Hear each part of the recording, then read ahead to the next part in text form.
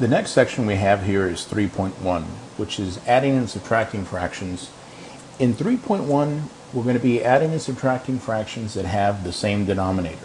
Now remember, the denominator is the number on the bottom, right? So the denominator is this number down here. And so I want you to notice that the problems here out of 3.1, the numbers on the bottom, the denominators, are all going to be the same. Okay, so the directions tell us to add or subtract and then simplify. Adding or subtracting fractions with the same denominator is pretty simple. All we need to do is add the numbers on top. 5 plus 2 is 7. The number on the bottom stays the same. It stays as 11. Since I can't reduce 7 over 11, that's my final answer. I'm going to go ahead and do the same thing for the next problem. So 2 plus 4 gives me 6. My bottom number stays as 9. Now I can reduce 6 and 9. I can divide them both by 3. So 3 goes into 6 2 times. 3 goes into 9 3 times. And there's my answer. For the next problem, 6 over 20 plus 1 over 20. Again, I'm going to do the same thing here. 6 plus 1 is 7. My denominator stays as a 20, and I cannot reduce that fraction, so I won't. The next part that I have here is 5 over 24 plus 7 over 24. So 5 plus 7 leaves me with 12 all over 24. Now I can reduce this fraction. I can divide them both by 12. So 12 goes into 12 one time. 12 goes into 24 two times. My next problem here, 10 over 11 plus 3 over 11. 10 plus 3 is 13, all over 11. I cannot reduce that fraction, and so I'll leave it alone. If you notice my next problem, I'm subtracting. I'm going to do it exactly the same way. I'm going to subtract my numbers on top.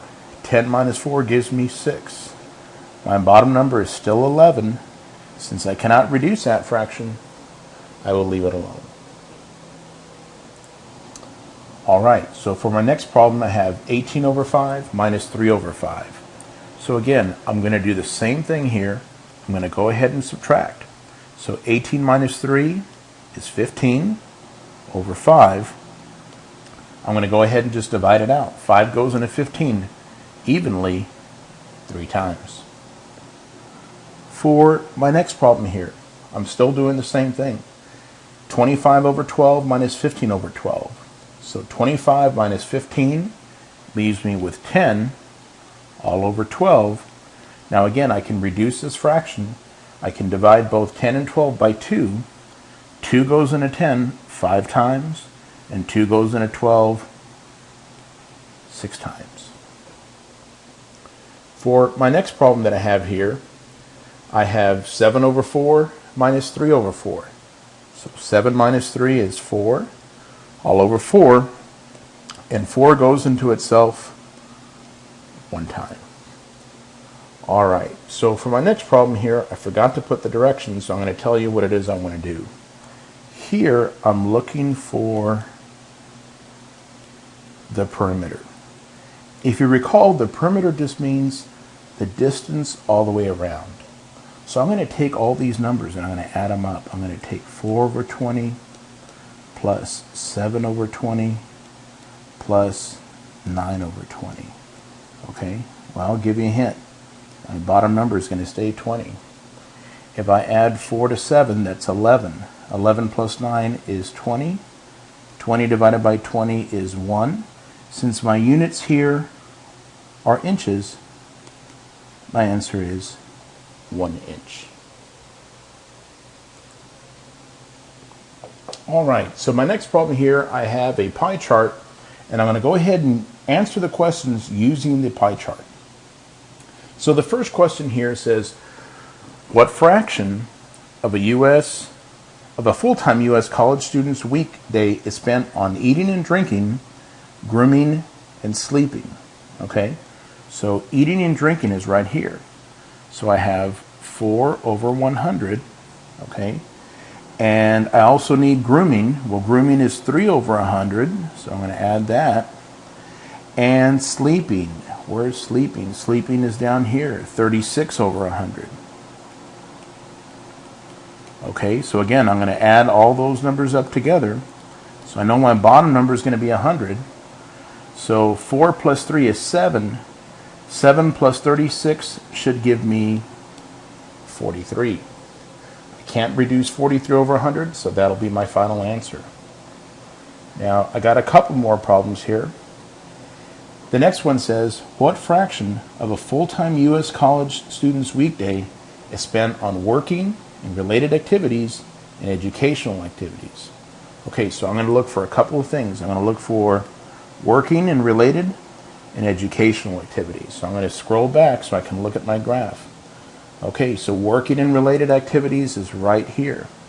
So there's 11 over 100. So let me scroll back down. Let me write down that number. So I have 11 over 100. And I know I'm adding, and I'm going to look for educational activities. Educational activities is right here. So let me bring that down a little bit. And now I have 14 over 100. When I add those two numbers together, that's going to give me 25 over 100, which I can reduce to 1/4. All right, so I'm going to come back up here. I'm going to scroll back up to the top, and I'm just going to sort of clean up this here so that I can continue with my next problem. All right, let me get my pen back. Here we go. And let me scroll down to the next problem.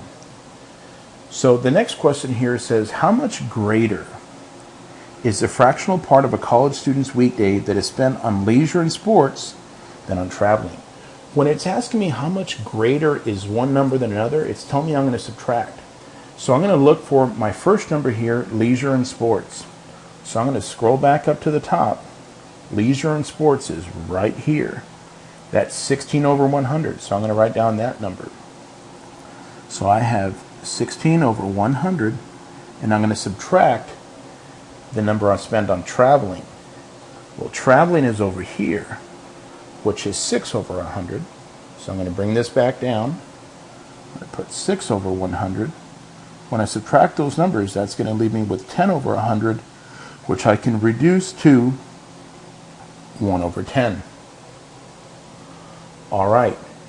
And so for the last problem here out of 3.1, it says, how much greater, again, telling me I'm going to subtract, is the fractional part of a college student's weekday that is spent on sleeping than on educational?